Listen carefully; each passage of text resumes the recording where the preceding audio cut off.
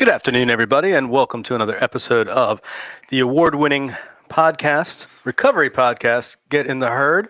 My name is Nathan Mitchell. I'm Outreach Director here with the McShin Foundation here in Richmond, Virginia. We're going to change things up a little bit. We're going rogue, I said earlier. We're going rogue. Our guest today, unfortunately, had to back out at the last minute, so what I love is that we're kind of going back to what we first started out doing by just kind of grabbing a participant and saying, yo, what's up? So to my right over here, Paul, I'm going to mispronounce your name. I know it. So we have Paul K over here. Paul is coming to share some experience, strength, and hope from a long-term recovery perspective, and I really appreciate you being here. Welcome to the show. We have a new person to recovery, or at least a new person to McShin Recovery. To my left over here, we have Christopher Adams. I love that name, Christopher Adams. So going rogue. I love it. Johnny Fab, good stuff.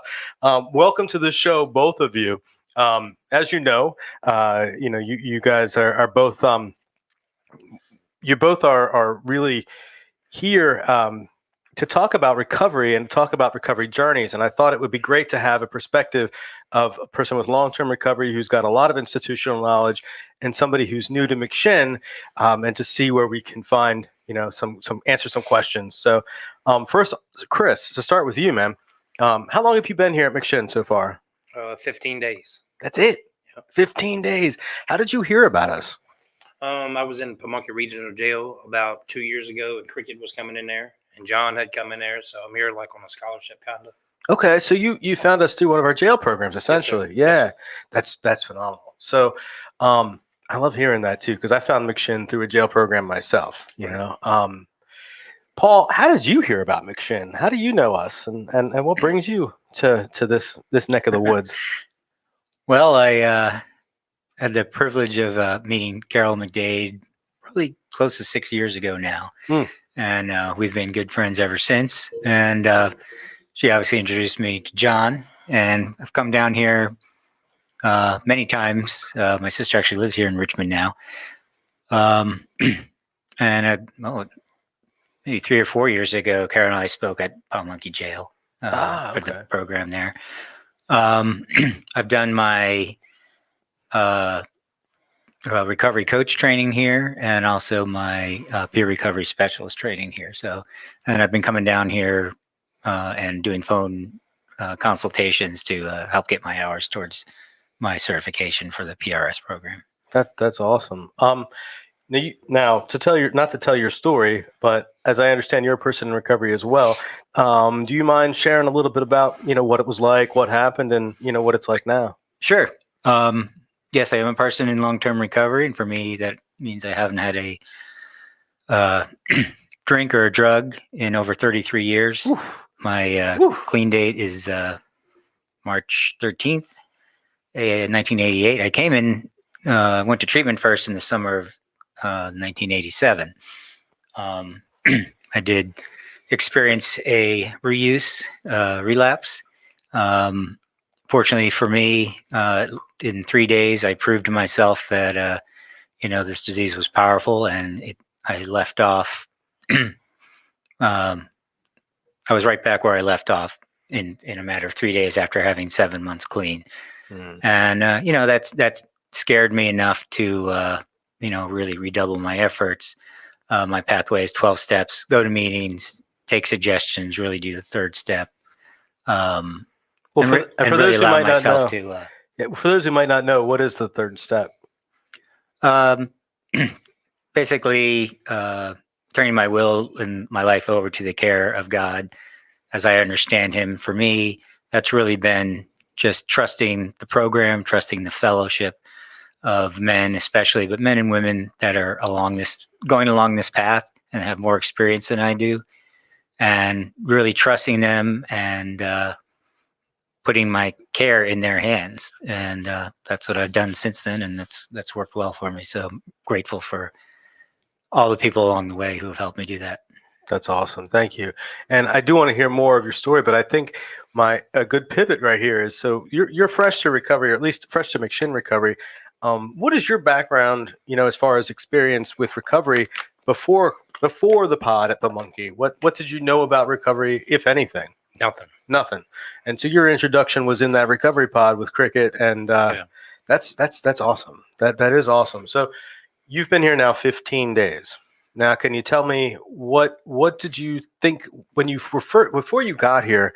What were the expectations that you might have set out, and how have you found this place to match the expectations that you might have had coming in? Well, before I got here, I've heard a couple people say, McShin, they're nothing, they're not important, they're not serious, and all this and that. And it's just hearsay, you know what I mean? So I come here, man, and the love is just phenomenal. It's unreal. People are willing to help you. You don't just shake hands and give fist bumps around here. We give hugs. You know what I mean? So it's just the love, you know what I mean, is outrageous. You know what I mean? And we go to programs every night.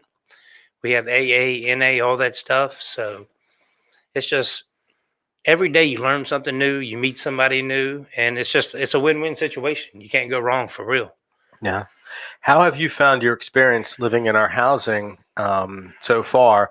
And I know you've kind of been in a lucky situation, lucky, not lucky, I don't know, but living in one of our housing that has only, I think 2 people at the moment. Yeah. Yeah. So not tight quarters at the moment. You're not fighting to get in the bathroom at the end of the day. We got 9 empty beds, man. Oof. And Kevin, he's the house man, and he's real awesome, man. And every night around 9:30, we have the 10th step, you know what I mean? And just share about how you feel the day, what you're grateful for, and stuff like that. And the food, man, we all share. Nobody goes hungry, and it stays clean. And we just all work together, man. For real, that's what it's all about. Just showing love, man.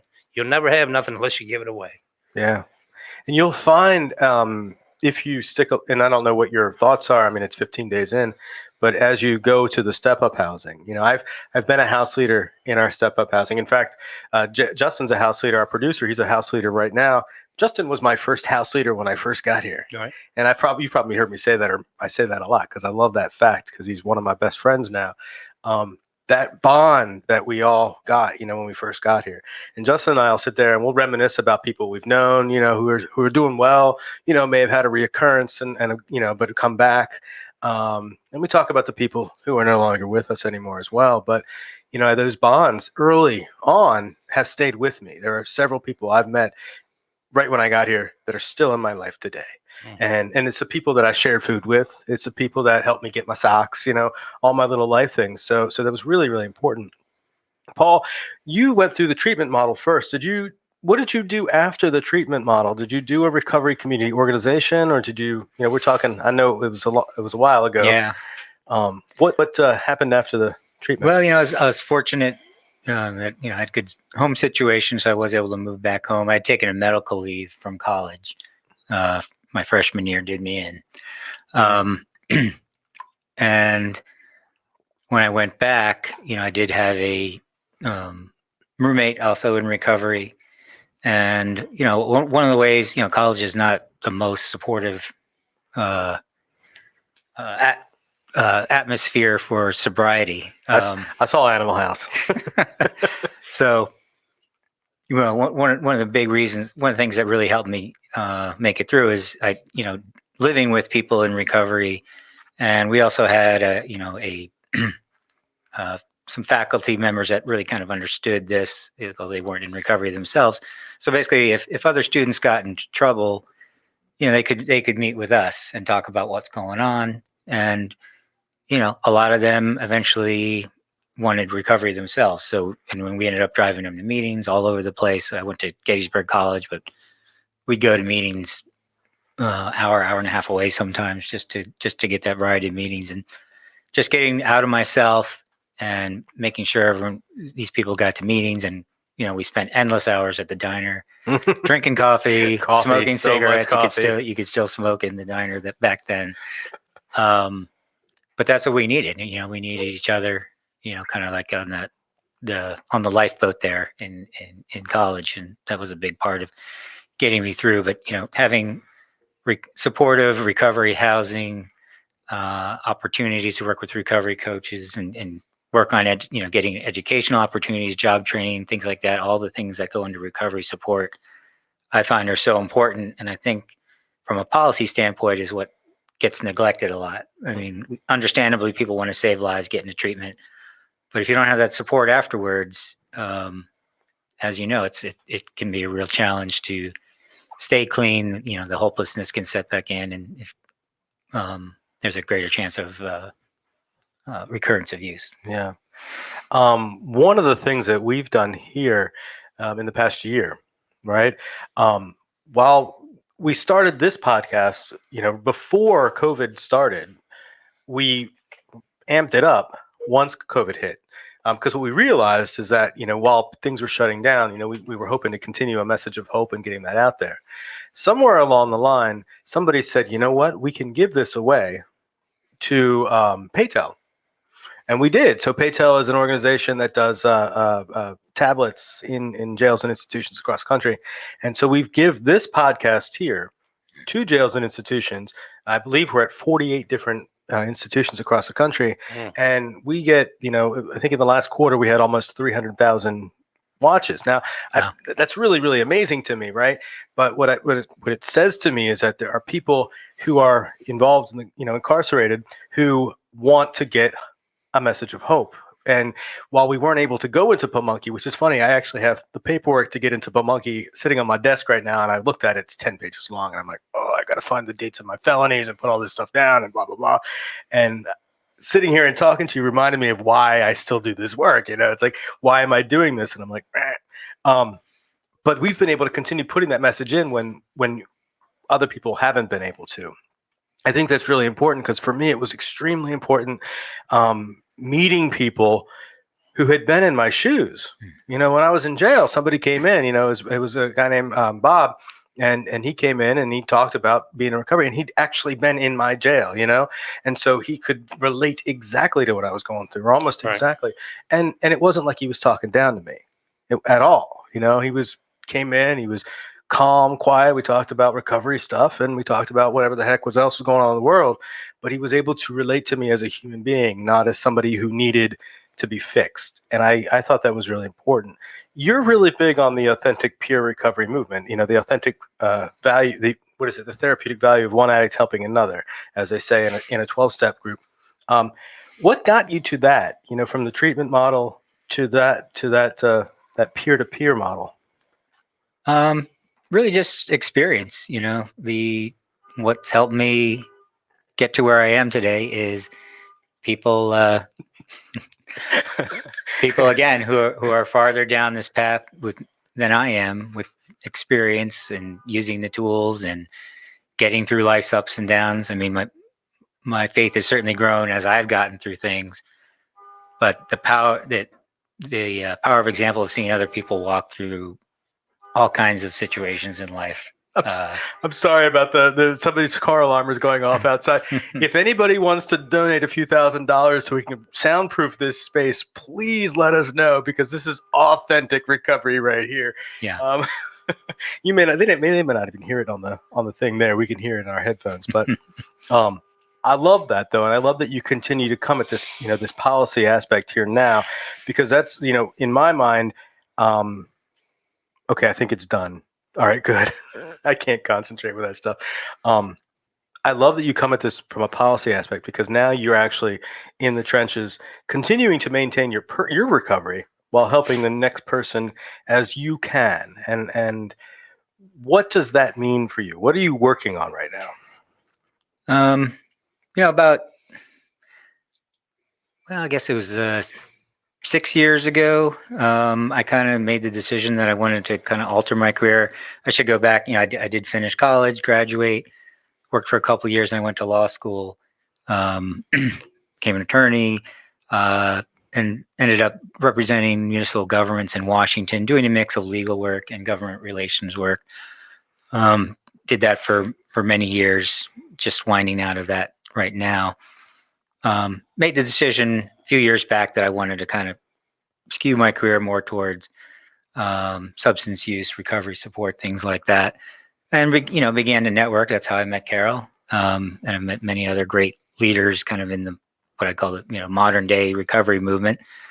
And on the volunteer basis, I joined the Arlington County Community Service Board, and I now chair the substance use committee there. So we're working on a number of issues related to the marijuana legalization, raising awareness about fentanyl being present in more and more drugs, working with the schools, things like that, expanding recovery support services, especially housing, providing subsidies for people going to Oxford houses and things like that.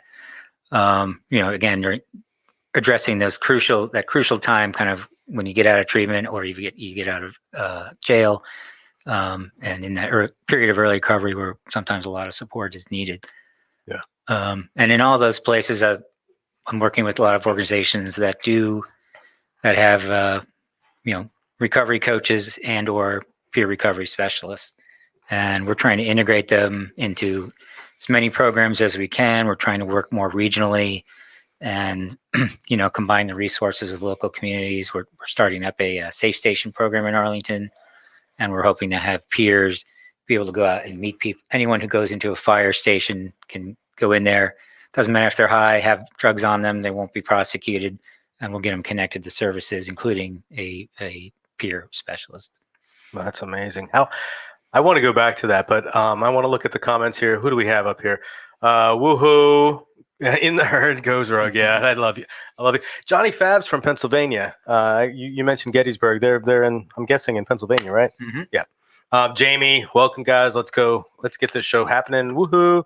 Hey, Chris doing the thing. Yeah. Do you know Christina Davis? Yeah. All right. Thank you guys for watching up there. Chris, what I like and what I'm hearing here, you're 15 days in, and you came here. Did you come here straight from jail? No, I came here willingly. You came here willingly. That's awesome.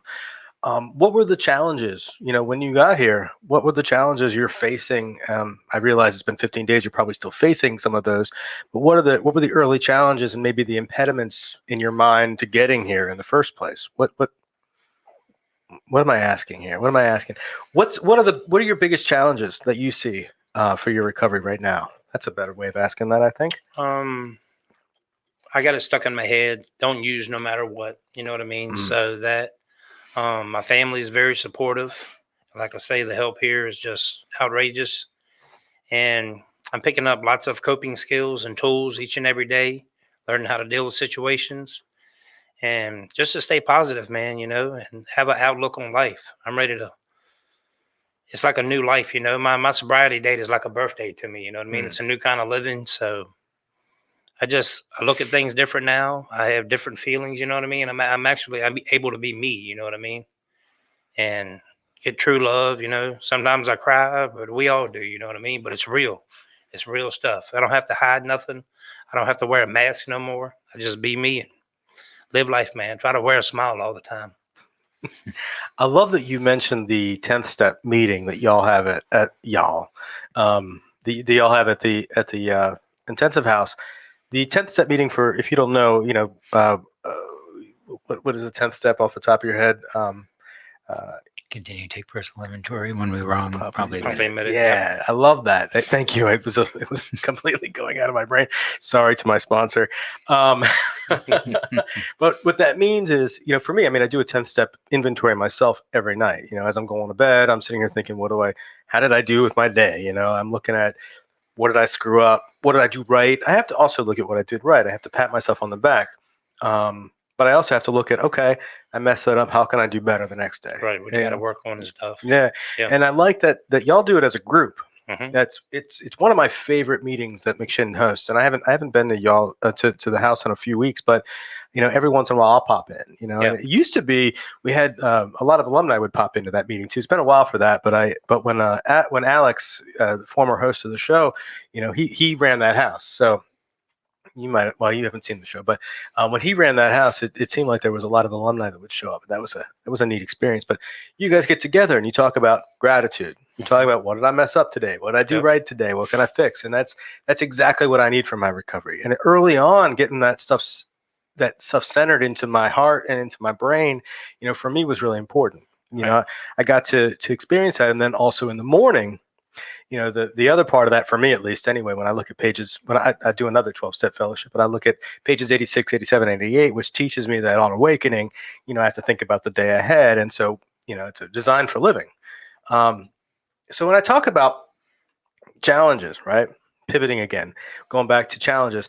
Are you concerned about what are your concerns with recovery? So what are we not meeting for you, or what do we still need to help you in your recovery? I guess is where I'm going with that.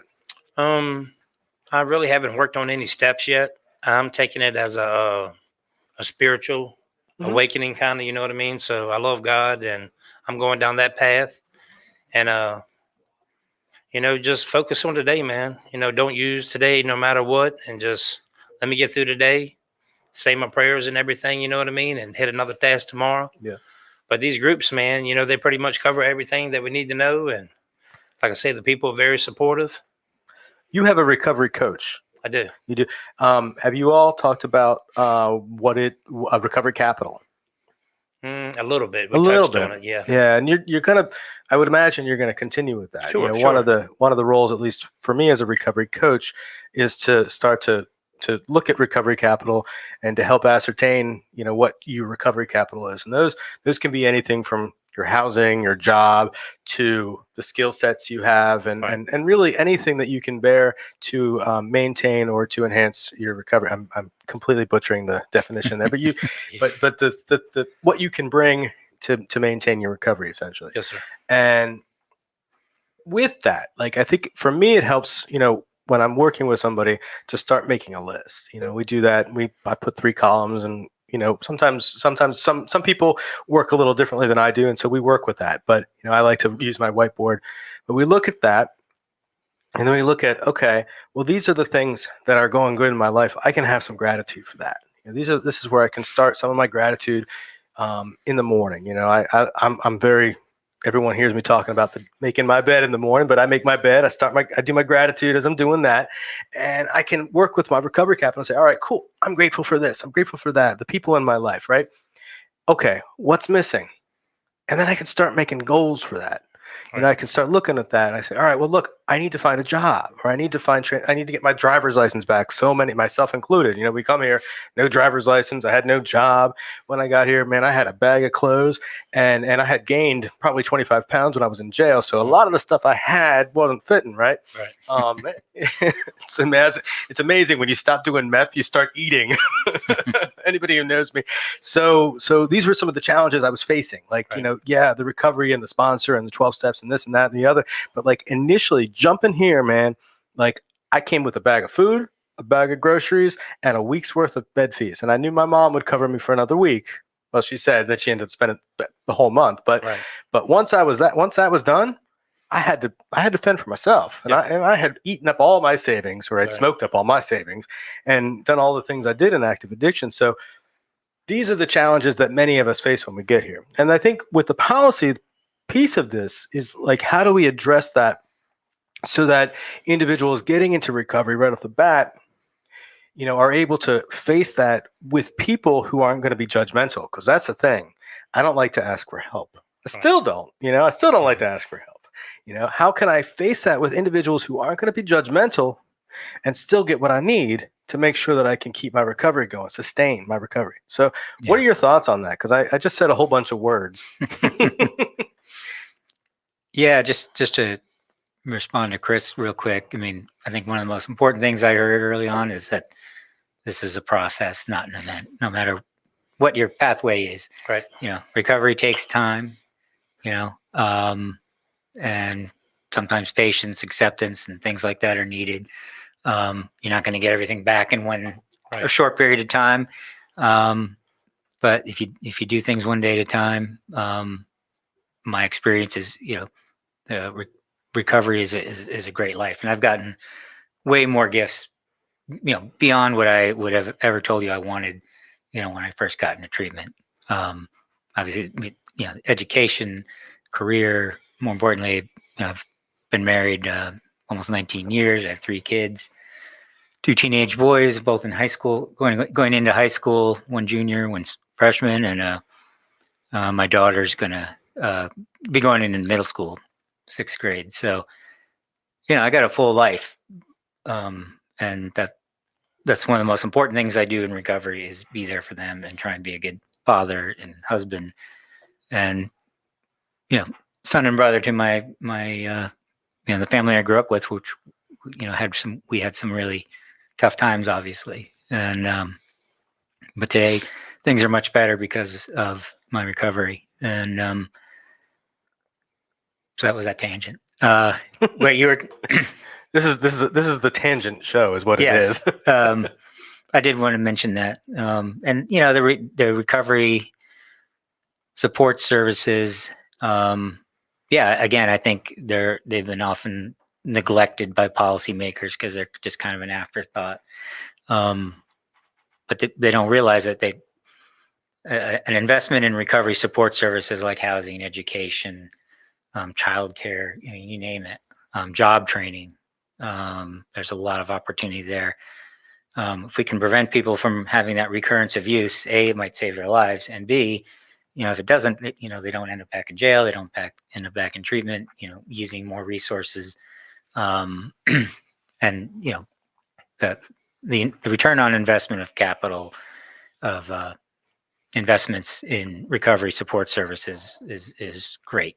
I've seen different kind of studies on what is, but we know you get a really good return on investment for helping carry those people along. I mean, this is a long-term illness. This is a chronic, incurable disease.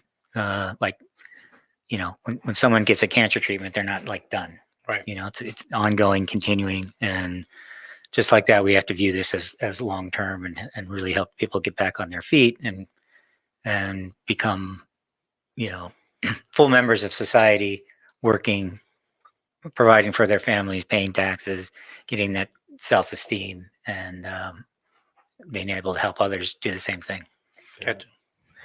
If you see, there's a comment up here from Debbie Rosenbaum. Hey, Debbie. Debbie's on our board. She's a phenomenal supporter, and she's hosted the show. Debbie, we need to talk about some family groups again. But Debbie says, stick around, Chris. So grateful for recovery jail programs. If you haven't seen The Anonymous People yet, do see that. So the documentary, The Anonymous People, go see that. Have you seen it? I don't think so. No, you will. I'm surprised we haven't done it on a Monday. Oh, that's why, because we did Monday. We had the cookout. Yeah. We usually show that on at least one Monday. You'll see that while we have our staff meeting upstairs. Gotcha. That's really great, though. I like the idea of the recovery support services. I think policy is changing, and from the people I've met who've been doing this a long time, seeing what or hearing, and looking at what I thought and what I've seen, growing up and not understanding what I was doing and who I was interacting with, seeing that transition to, what, you're not a bad person. You're just a person who needs help. Right. You need some help getting out of where you are. That's why I love this peer-to-peer connection so much. I can sit and have a conversation, and I do this all the time, have these crazy conversations, and I talk about these things I did, but I don't glorify these things. I mean, it's not like I can talk about it and say, this is the stuff that I'm still upset about, or blah, blah, blah. I've got some deep anger issues, somebody listening to me earlier today, you might've even shut the door when I wasn't yelling at the person, but I was expressing anger at a situation because I still have fear, Right. And so dealing with that, I don't quite know how to deal with that sometimes. And so I have to find some people who aren't going to be, well, oh my God, you have to do this and you should do that. And you should, because you tell me I should do something, I'm probably going to tune you out right off the bat. Like if you tell me I need to do this or you need to do that, not going to listen to you. Which is maybe that's maybe a failure on my part. That's probably a character defect. But that's me trying to take my will. But I like in the peer recovery movement, I approach things when I'm working with somebody, and I feel I get I respond better when people make suggestions to me. I think we talk about that in 12 steps too. These are suggested program of recovery. Nathan, anger issues, LOL. Yeah, Johnny, we'll talk about that when I'm marrying the two of you again. That's another story for another time. But listen, I wanted to do a shout out because we're at the halfway mark, and so. You said you've met Carol McDade about 6 years ago? Yeah. Yeah. And have you met Carol yet? She was at the thing on Monday. So Carol McDade is the Mick of McShen. John Shinholzer, Carol McDade. They're this power couple, in recovery, and she's got all this beautiful recovery, and Carol's amazing. Carol does some incredible work up in DC. She's a woman in long-term recovery, and she's just an amazing woman. She's the Mick of McShin. 17 years ago this month, John and Carol sat down and incorporated and made the McShin Foundation after having, for several years, had random people get dropped off at their house. We hear all these stories, sleeping on the couch. And it was at one point where they're like, we have this young daughter in the house. Maybe we should think about doing something a little more structured and being able to help more people. So they did. They opened the doors, and it was another place, but it wasn't this building. But they put together this organization. And so 17 years ago, we're celebrating today, or this month, the opening of McShin. And the reason that's so important right now, for me at least, is thinking about the last year, when the CSBs were closed, when you couldn't get same-day access, when people were being turned away because treatment facilities were worried about COVID. Right. McShin kept the doors open all 365 days, 366 last year, but the pandemic started in March. So 365 days, they never once closed the door. We never once closed the doors here. And I think that's a testament to the power of what John and Carol have done over the years, but also the building out to what people like, Honesty and Jesse, my bosses, and then of course Mo and Jillian, who are our directors and people, all of us continuing to show up, to suit up and show up, because as we all know, the addiction didn't just go away when COVID happened. If anything, if you're looking at the numbers, and I know you're a numbers guy, we've spiked. Our overdose deaths have gotten higher. Of course, the drugs are getting stronger and more fatal. So if ever there were a greater need, and the reason I keep saying this, the reason I'm talking about this right now is because what you see down below, scrolling on the screen right now that Justin's about to put up, is a place where you can donate if you want to. And we're doing a little pitch. And I know I'm doing a pitch, and I know I always feel dirty asking for money, which is perhaps something I shouldn't admit on the air when my bosses are listening. But the reality is, this is something that just should happen so naturally, because it's proven to work. When we invest in recovery, we build stronger communities, we build healthier citizens, and we put families back together. We create healthier citizens, we put families back together. And it's a no-brainer to me. But unfortunately, we still have these policy, hurdles that we have to jump over here. And to do that, we need you to donate. So if you're looking down there, if you want to get onto that page, you want to scroll down to get on that page. You can donate anywhere you like on there. I know there's a bunch of different places to donate, but if you scroll all the way down, you can donate specifically to the 17th anniversary fund. Please do that. $5, $10, $135 a week for somebody to live in sober living. $70, or I think it's $60 for somebody to get groceries for the week, and we help people. We help people get clued in or connected into social services, SNAP benefits, Medicaid, all these things. But that first couple weeks, those first 2 weeks, many of us, myself included, I come here with very little, if anything at all. I didn't have health insurance when I got here. I didn't have a job. I owed money. I still owe money, but I'm working on it. I have income now. But all of these things that recovery now gives me, I was able to find with this organization. And I have a lot of love for this place. So if you can, throw out some resources for us. Yeah, I'll piggyback on that, since I've spent a lot of time here. And again, I live in Arlington, and the cost of the treatment and the housing here is far cheaper than up there. This is a great, affordable option. And, the money that you donate, will go directly towards helping people. It's not going to line the pockets of anyone. It goes right into helping people, especially those, in their first couple of weeks who, like you said, just often show up with little or nothing. And just, need that extra support with their housing and with the treatment costs and things like that. Yeah. You've been here 15 days now, and you're on the 28-day program. Is that correct? Yes. I know you have another 13 days left of that 28-day program. What are your thoughts so far as continuing past that? Have you considered what's next for you, or is that too far ahead? I've thought about staying another 30 days in a sober living, Mm-hmm. paying the bed fees and all this and that, being a productive citizen in society, getting back out there and working, and I have my own transportation and everything. But You have a driver's license? I do. You're a person brand new to recovery, and you have a driver's license. Yes, sir. You, my friend, are a unicorn. You are. I know, right? Justin got his license back last week. Justin over there. Yeah. Congratulations. Thank you. Thank you. But yeah, being here, you know what I mean? Just everybody is so helpful and everything. I offered last week, I talked to Jesse and I was like, man, is it okay if I detail cars? You know what I mean? If I get paid, I'll give it to you, just trying to give back, man. Yeah, y'all helped me so much, and it's awesome. You know what I mean? I just want to do something to give back. That's all. You know what I mean? Yeah.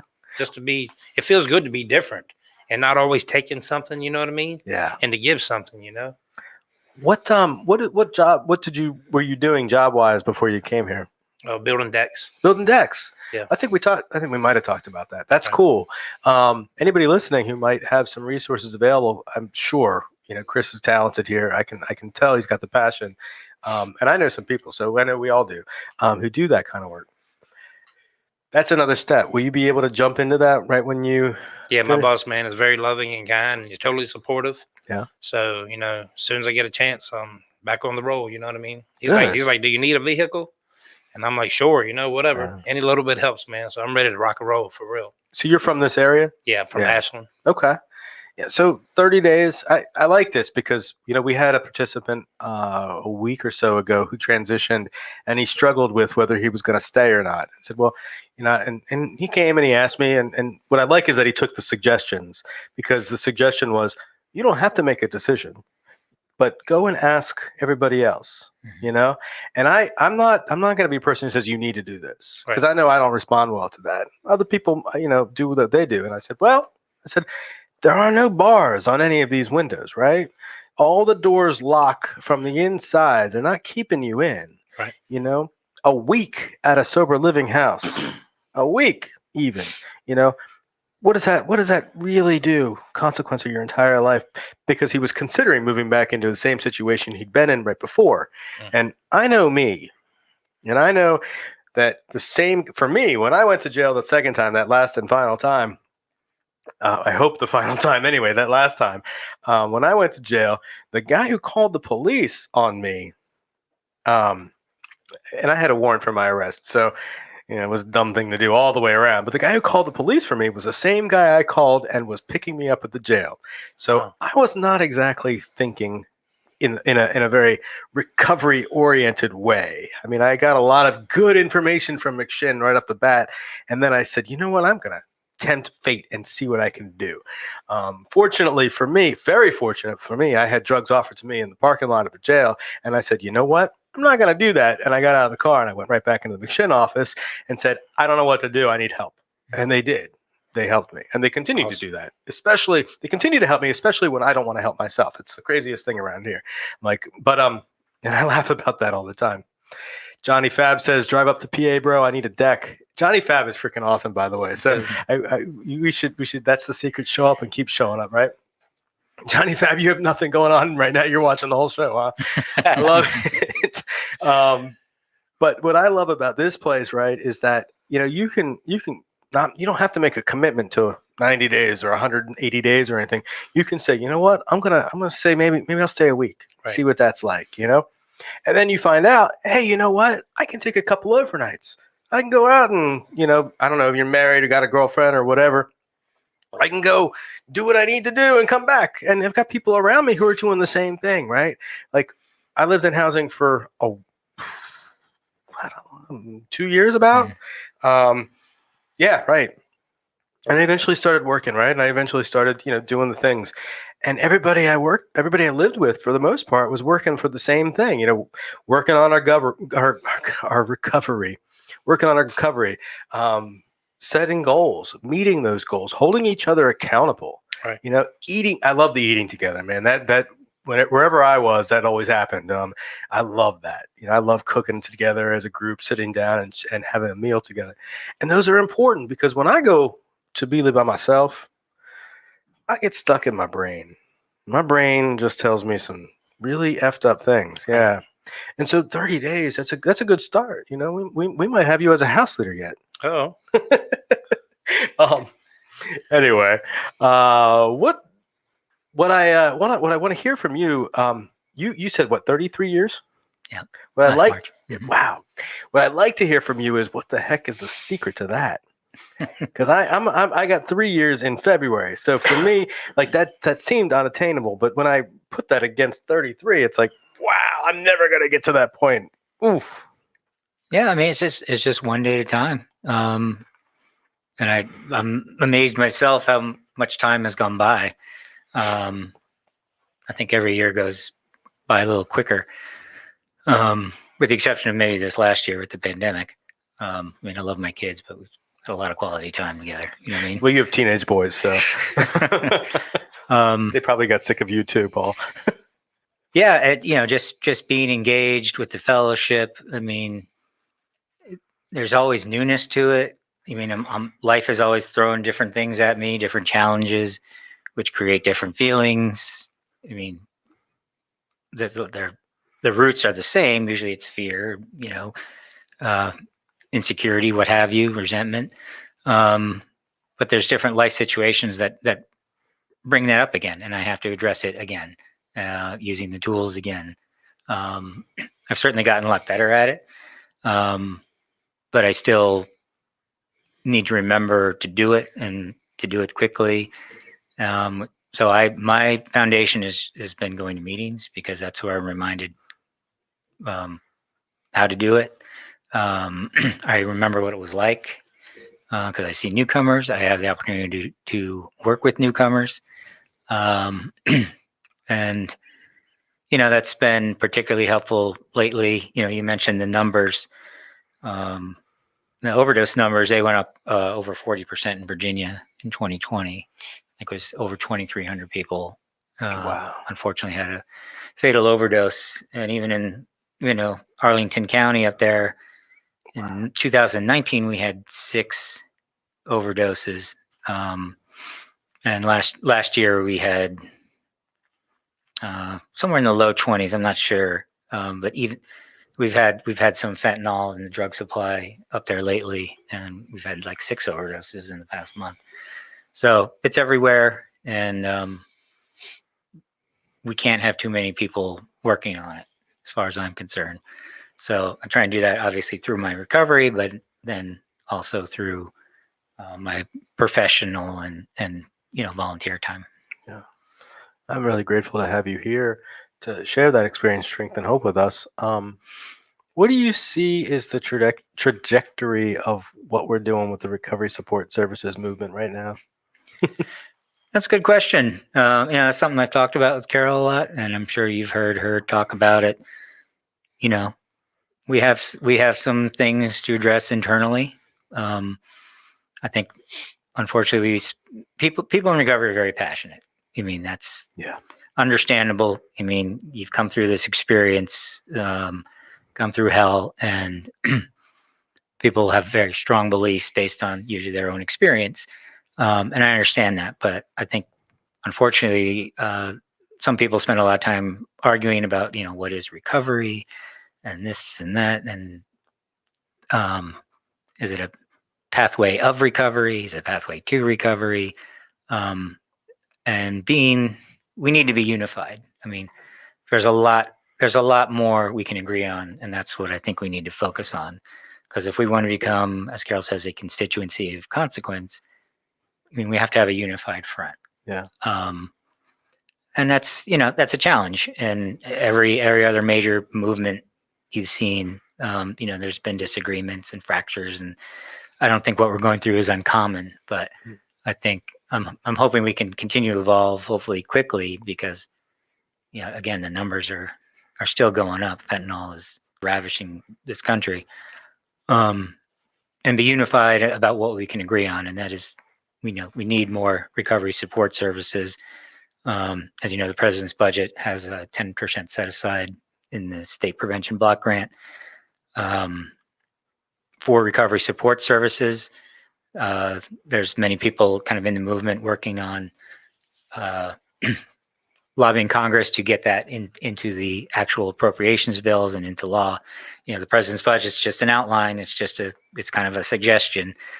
Congress is the one that's got to make a decision. So if any of you out there, I've seen the emails about getting in contact with your states and your congressional delegation about supporting that. That would be a definite step in the right direction. And there's also talk about reorganizing some of the federal agencies that deal with this and having more recovery support focused separate teams. That, like within SAMHSA, you have the CSAT Center for Addiction Treatment, and recovery support services are kind of lumped in there. So there's been talk about maybe creating another center or some other type of separate entity that really focuses on recovery support services and brings in education and Department of Labor, job training, housing, HUD, things like that. I like that continuum of care. That's something that we're sort of coming towards. It's not a one shot and you're done thing. It's like recovery is a lifetime, from what I'm understanding. And so, how do we support people effectively without not handouts to people, but how do we support people in early recovery and continue to support people in recovery as the gifts of recovery keep coming back? And so, I like. For me, at least, I get to tell my story. I get to tell my story all the time here online through this area here, but I get to tell my story, and hopefully part of my story will resonate.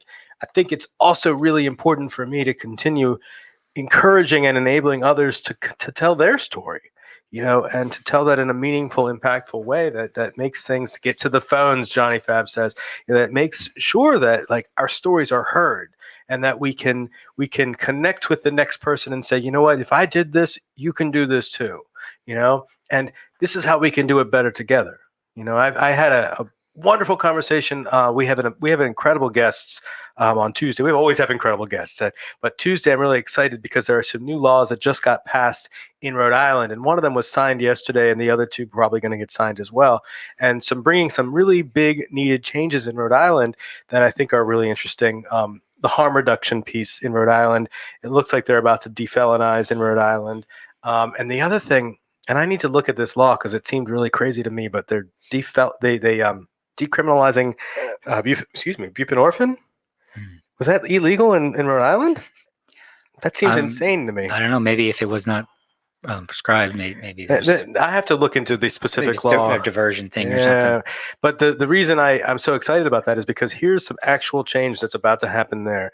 And we look at the laws all across the country, and some of them bigger and more, blasted out, but some of them are some of the smaller things and the smaller laws that are actually getting pushed through that are really making a difference too. How we access, how we get naloxone out. That's been a huge thing over the past years, ensuring that people have access to naloxone. Unity in community from Debbie Rosenbaum, from Mike Todd in Greenville, South Carolina on his podcast.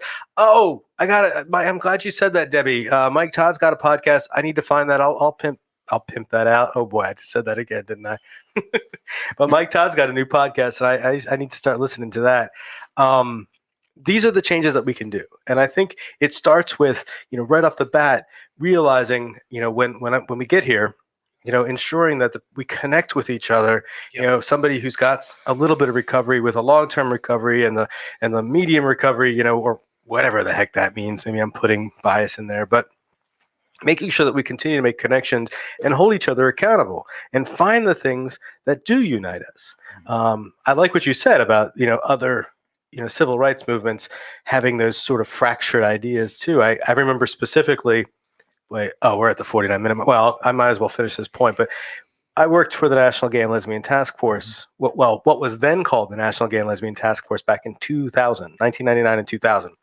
And when I worked for them, ENDA, the Employment Non-Discrimination Act, was before Congress, just before I started working there. And there'd been a huge whole rigmarole about that bill because it didn't include trans people. right? And so that was a huge issue with Human Rights Campaign, which was another advocacy, an LGBT advocacy group, or at that time, I guess, a lesbian and gay advocacy group, and other groups doing that kind of work. And so there were, and of course, putting in the religious aspect, the religion aspect, and all these different disparate groups all wanting to come to the same conclusion, which was to make, to bring some needed policy change. And how did we do that? How did we move through that? So I remember experiencing that and thinking this was insurmountable at the time. And here we are 21 years later, and the LGBTQIA plus community has a much more unified front. Not completely, there's still division, obviously, but has a much more unified front. In fact, the National Gay and Lesbian Task Force, I believe, is the national task force. It might be the National LGBTQ plus Task Force, but they've expanded their name. And I know some of the people who still work there that worked there when I was there 22 years ago. But the reason I bring that up is when we find ways to connect and when we find ways to put that unity in community, we have better outcomes. And so we are at the 51 minutes goes by quick, doesn't it? Yeah. Any final thoughts, Paul? I know you made some notes. I'm sorry. Real quick. And that's one of the things that does give me faith and hope about the, recovery movement, recovery support movement, making real gains in the next, in the upcoming months and years. Because I've seen the evolution of, even gay marriage and other gay rights and, come a long way in a relatively short time there. Other areas, and just even internally with, like the acceptance of Suboxone and MAT in many recovery groups, and the evolution of kind of harm reduction and embracing harm reduction. You mentioned the Rhode Island law, which will allow safe consumption sites, and that's been something that's been done in a lot of places around the world, but not in the United States, and it would be great if that could take hold, because there's plenty of evidence that saves lives. And we've overcome the misconception that, if we provide needles, if we provide safe consumption sites, we're just enabling drug use and, people are going to use more and more. We know that's not true. They're going to use regardless. Let's have them use it in a safe place, in a safe way. Give them Narcan, let them know not to use alone. A dead person cannot recover. Yeah. So the more people we can keep alive until hopefully they're ready. And then again, in those safe consumption sites, there'll be peers in there. There'll be people to connect, anyone willing to talk, and hopefully eventually, find recovery. So it's an evolution, constant changing. We all wish it would happen faster, but it'll happen at its own pace. And I'm glad we constantly have people coming in with new experience and shared experience. Your experience can be tremendously helpful to a lot of people. So I'm glad you're here. Thank you. We can continue to tell our stories. Yeah. We can continue to get on the phones and go to our congressman, continue to say things, that 10%, support the 10% set aside for peer recovery support services. We can continue to do that. Last words, Chris, any thoughts on what we've heard today? What's going through your head? I like it. This is different. I've never done anything like this before, but this is an awesome program. If you need help, please call, come see us, man. There's room for you and people that want to help you, man. Some people are shy and, don't know what to do, but you never know until you ask. You never know what you're going to get. You know what I mean? So reach out there, man. People do love you. Thanks, Chris, man. I love that you were willingness to come on the show. For those out there watching or listening right now, I asked Chris about a half an hour, maybe 25 minutes before the show. I was like, hey, what are you doing? And I had to go get permission first. So I had to make sure, I could take you out of group to do that. So really grateful that you were open-minded, willing, and you were able to be honest with us here today. That's really amazing. Thank you. Thank you, Justin, for being an amazing producer. You rock. Thank you for the two of you being amazing guests. This is a fun show. I'm sorry you missed out on Anthony, but hopefully we'll get him back in a couple weeks. I do want to say happy Thursday. We will have a great weekend. We will have the Rhode Island group on Tuesday. On Wednesday, Honesty is going to join the women, and she's going to talk about alumni because we're celebrating our 17th anniversary. And then on Thursday, what do we have on Thursday? Oh, I know who I have. I have Mariel Huffnagel.